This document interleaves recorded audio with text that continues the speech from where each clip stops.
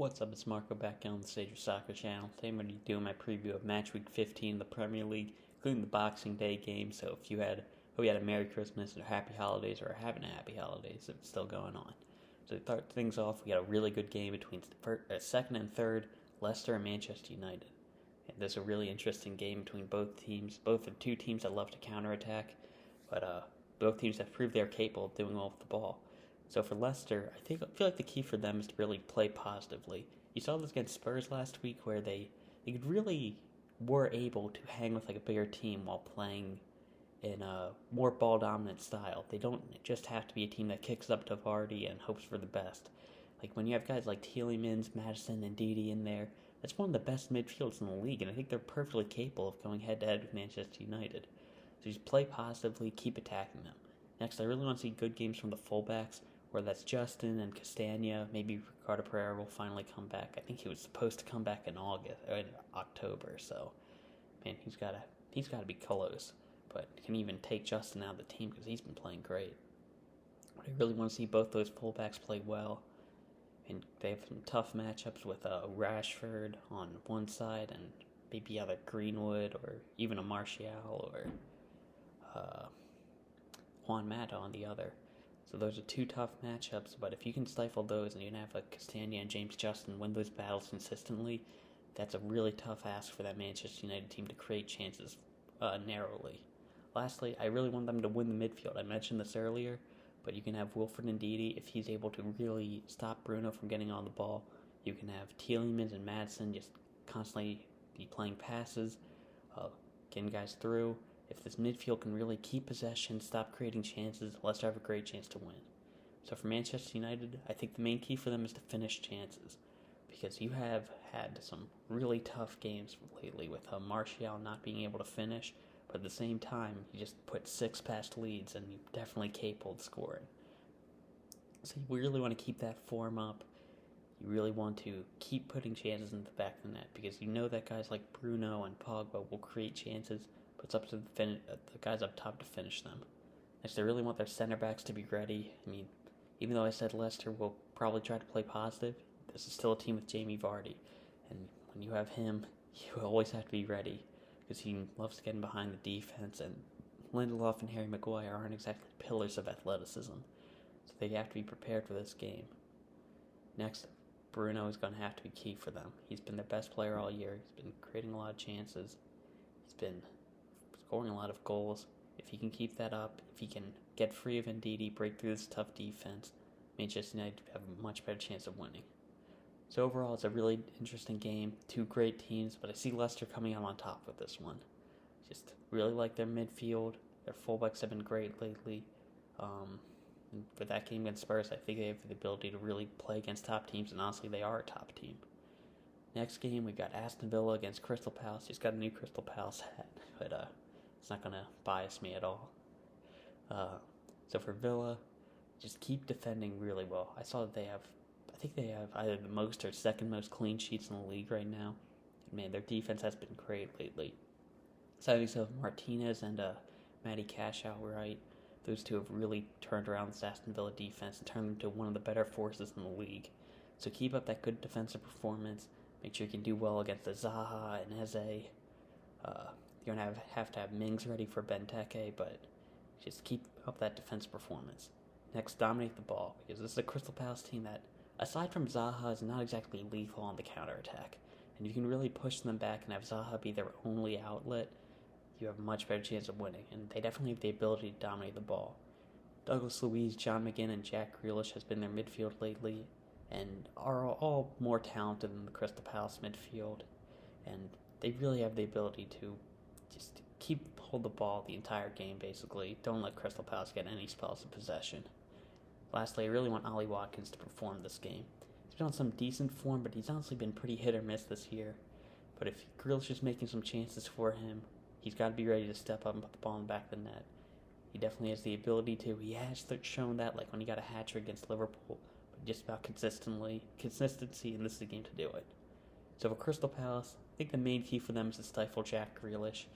I mean, he's their main creative threat. If you can really get some man on him the entire game, you can really limit the Aston Villa team, but that is a tough ask, and not a lot of teams have been able to do it. Next, I really want hard work in the midfield. That really goes concurrently with the other thing, but did I even use that word right? I don't think I did. But again, MacArthur and Luka Milivojevic, they're going to have to be working hard in the midfield, winning back the ball, putting it into Zaha, or kicking up to Benteke, and just making sure you keep that hard work up, protect the back line. And lastly, when they get a chance, Benteke's going to have to score. He's on some good form, and he's against his former team. That's some pretty good signs for him, I think. It's back in Villa, so that's a park where he scored out a lot. He's on some good form. They're probably going to be able to make some chances for him. Benteke's going to have to step up and score if Crystal Palace want to win. So I do see Aston Villa coming away with the win for this one. I mean, I feel like their defense has been doing great. It's a good matchup for them, and they have the ability to score. Next, we've got Fulham against Southampton, and for Fulham, I think making chances is going to be a really big thing for them. They've been finishing pretty well, but this is a tough Southampton team. You're going to have guys like Lookman probably dribbling past somebody. Ruben Loftus-Cheek is going to have to do something. You'd have Anthony Robertson or Aina go forward. Those two guys are able to create chances, and when they do that, they have been able to score, but it's just a matter of will they be able to create those chances against a team like Southampton. Next, really protect against the ball behind. You have a lot of athleticism on that Southampton team. Theo Walcott and Shea Adams, two really athletic players, a lot of pace there. So you need to be prepared for this defense. Can't allow a ball in behind. And lastly, I think the defensive performance in the midfield is going to be key for them. You have guys like Anguissa, Lamina, Harrison Reed, and they're all really strong defensive performers. If they're able to really stifle like a James Ward-Prowse pass out, don't let Danny Ings drop to the midfield. Those are two things that they can really do to increase their chances of winning. So for Southampton, I feel like the press is going to be key for them. So Fulham team, I mentioned this before, they're not the best on the ball early in the game. If you can win the ball off Robinson or an Adebayo early on, you can really get a ball into Danny Ings, who's not going to miss right now. Next, I feel like their fullbacks are going to be key. I mentioned Ademola Lookman earlier, and you're going to have Kyle Walker-Peters and Ryan Bertrand just really on their game, being prepared for those wingers because they're going to be attacking. But if they're able to stop them, I'm not too sure if Fulham are going to be able to create many chances. Lastly, I really want James Ward-Prowse to have a nice game. His set-piece delivery has been great. And when you've got a Vestergaard in there, that's always dangerous. If they get a free kick, that's going to be a good option to score. And I really feel like Southampton was going to be able to win. They've got a lot of options. It's a really good matchup for them, I feel like, and I see them come away with the win. Next, we have a game that should be the biggest game of the week, but I really don't feel like it is. Arsenal against Chelsea.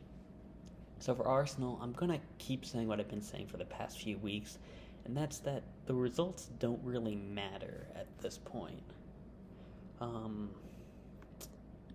Camera froze. I'm going to try to stop that. But when you look at them, their performances haven't been great lately, and I feel like just getting the performances right, getting the culture better, that's going to be the key for them, because this is going to be a tough game for them. So what I'm going to say for Arsenal, just find the right team. Find the 11 that you really want to play for you, that plays well, and just keep them going. And just play for the badge, because you've got so many guys who I don't feel like they realize they're playing for Arsenal, one of the biggest teams in the world.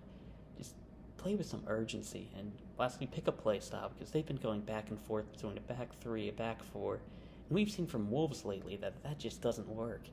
Just pick a play style, get an 11 going, just find something that works. I don't even care about the result, just pick something, So for Chelsea, on the other hand, it's going to be a really good game for them. It's going to be pretty tough against Arsenal, but they are the better team. I feel like their midfield making chances is going to be key for them.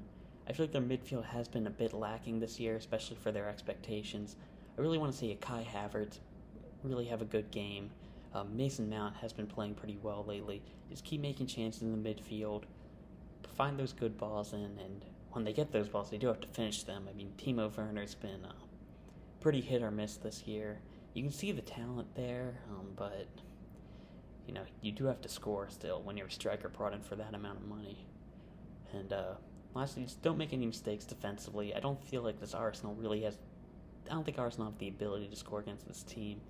And just if Thiago Silva, Kurt Zuma, um, Reece James, well, Ben Chilwell's hurt right now, so probably going to be Azpilicueta, maybe Emerson on the left. But just don't make any mistakes defensively. Don't give them any easy shots. So, yeah, as I said, Chelsea probably going to win this game.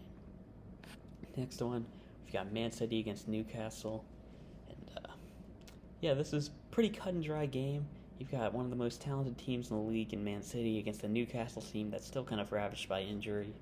So, yeah, I feel like Man City's going to have an easy chance. They just have to finish their chances because you have been dominating so many games and just have dropped points because you're missing a bunch of easy chances in the box. You're going to have guys like Jesus, Sterling, Mahrez, De Bruyne even. If Walker gets one, just put the ball in the back of the net. I mean, it's not going to be that difficult. Defensively, I feel like the only chance they have to get beat is if they get beat on the break. So make sure you don't allow Callum Wilson that space. And really wanted to just point out Sterling. He's somebody who before the season started, I said he was a world-class player, but I don't feel like he's shown that this year. I know that he had 31 goals, I believe, last year. It's the number that keeps getting thrown around, but he has to show that ability, and this is a game where he really should dominate, and he has the ability to. So for Newcastle, I mean, they're still ravaged by the virus. I'm not sure if they're going to have their full-strength team back. I'm assuming they're not, so just defend your lives off, because it is going to be tough to beat this Man City team. Then, going forward, I think Callum Wilson and Joe Alton probably going to be the key. Joe Alton does have the ability to do well in the air, and he might be able to get the better of a John Stones and just feed Callum Wilson through. I do see that as an option for them scoring, but again, it's going to be pretty tough. I feel like the best chances if Carl Darlow has an amazing game. He has shown that, I think, against Tottenham earlier this year, where he just was able to pull off a bunch of saves, but yeah, I don't see them winning. Man City's probably going to win this one. Next, we've got Sheffield United against Everton, the last game on Boxing Day. And this is an interesting matchup because, well, Everton is obviously the favorite because of Sheffield United's form. But for Sheffield United, I feel like the key for them is to attack this game. They've been able to score a couple of goals in their last few games, and they haven't kept a clean sheet all year. And it might be time where you look at this team and you go, our attacking option might be better than our defensive option. And just defending the entire time, that hasn't gotten them many points. I feel like they got to change up their play style. Honestly, two of the best things they looked all year is when they've gotten red cards. So just throwing that out there. I think also going forward, they've got to use the width of the field well. When they were able to sub on Oliver Burke and a Bogle last game, have them out wide, they looked their best they did all year going forward. They just use width. Get Oliver Burke, maybe Bogle. I mean, I know he's not a natural right-side midfielder, but he was looking pretty good last week. He's probably their best option, so he's definitely an option. And then on the defensive side, I feel like it's going to be Aaron Ramsdale more than like a John Egan who keeps them in the game. Ramsdale was having a really good performance last week. If you can keep that form up and make some good saves on like a Calvert-Lewin over Charleston, they really have a better chance of winning. So for Everton, though, I feel like they are the favorites for this one, and really it's a pretty simple game for them. Feed Dominic Calvert-Lewin. It's a Sheffield defense that hasn't shown the ability to stop any top strikers, so keep giving him chances, and I think that he'll repay you. Defensively, keep up the good work, the solidity. They've been doing really well ever since they started using Holgate and Godfrey as their fullbacks. So keep up the solid defensive work and dominate the midfield. It's a Sheffield midfield that is in some really bad shape right now with Lundstrom's contract situation. I think Norwood got suspended. Berg is injured. Fleck just got subbed off before halftime. So really only Ethan Ampadu was the guy to worry about. So he's dominate the midfield. Allen, if he's playing, Decore, even Sigurdsson, they have the ability to just play around this team, win the ball back at will, and just dominate the game. And I see Everton coming away with the win. Next, we've got a unstoppable object versus unmovable force with Leeds against Burnley. And man, it's a pretty tough matchup for both teams. Leeds is coming in off of conceding a bunch. Burnley's coming in off probably their best form of the year. So for Leeds, keep their intensity. I really want them to keep playing the way they do. Oh, I'm back. Because when you look at them, they play with a lot of energy, and that is a very tough thing to do over the course of a year, especially right now when you're going to be going into what is it going to be, 3 games in 8 days about? So just make sure they keep that energy up, because that's how they play and that's how they win. And if they can keep that up, I feel like I'll be much more confident in them, but it's still going to be tough for them. Next, finish their chances. This is a Burnley team that's not going to allow many chances. So when you get something, you got to have a Patrick Bamford or a Rafinha, Jack Harrison. They all have to put the ball in the back of the net when they get the chance. And lastly, deal with the big balls. They're going to be Burnley are probably going to be kicking up to Chris Wood and Ashley Barnes. I actually remembered his name this week. I always forget Ashley Barnes for some reason. But make sure you can deal with that. It's tough because that's something they've been struggling with all year. The balls in the air at the back, and I feel like if they're able to deal with that well, they have a much better chance of winning. So for Burnley, keep up the solid defensive work. You got Tarkowski, Ben Mee, pretty solid center back partnership. Nick Pope, he's probably England's number 1 at this point. Just keep up the good work defensively. Don't let them get a goal, really. Going forward, they're going to be kicking up to the big boys. As mentioned, Chris Wood, Ashley Barnes. Just now the ball on, create some easy chances that way. And I feel like set pieces are going to be key for them, especially with Leeds' track record. Probably a good chance for a Tarkowski to score. And yeah, I feel dirty saying this, but I really see Burnley coming away with the win this week. Next, we got West Ham against Brighton. Really interesting matchup between 2 pretty good teams. Brighton have underperformed, but I do like their talent overall. So for West Ham, I really feel like they have the ability to dominate the midfield, keep winning the ball back. You have Rice and Souček in there, and even if you start a Noble as well. But I feel like they have the ability to win the ball back a lot against Lallana, Gross. Basuma's going to be an interesting matchup if you get a Basuma going up against Rice. That could be something fun to watch, but I do feel like West Ham have the ability to dominate the game. Through that, they actually have the ability to counter as well. This Brighton team that loves to get forward. You're going to have Sully Marsh, Tariq Lamptey going forward at the same time. And if they get a Bowen, a Fornals, running at the defense, I feel like that's a really good opportunity for them to score. And lastly, strong defensive performance. This Brighton team will attack you, as I said. So when you get all the balls coming into the box, all those chances created, you got to have Albano ready. You got to have Albuena. Cresswell's been playing well. Sofal's been one of the surprise guys of the season. Yeah, it's really good. Really tough ask for them to do well against this Brighton team, but a lot of teams have done it. So for Brighton, I feel like the main guy for them is actually Danny Welbeck. He's been their only striker who can really consistently score. Man, I can't believe after it's 2020, it's Danny Welbeck, but he's been playing really well this year. Next, I really want their fullbacks to outperform their opposition. Cresswell and Sofal have been really good this year, but Sully March and Tariq Lamptey, I feel like Lamptey's out, or Vaultman's going to be in there as well. Either one of them. They have a tough ask for them, but again, they are 2 talented players. Sully March has been really good. Vaultman and Lamptey, they've both shown their talent this year, and if they can really do well for them, I feel like they have the ability to really make something happen this game.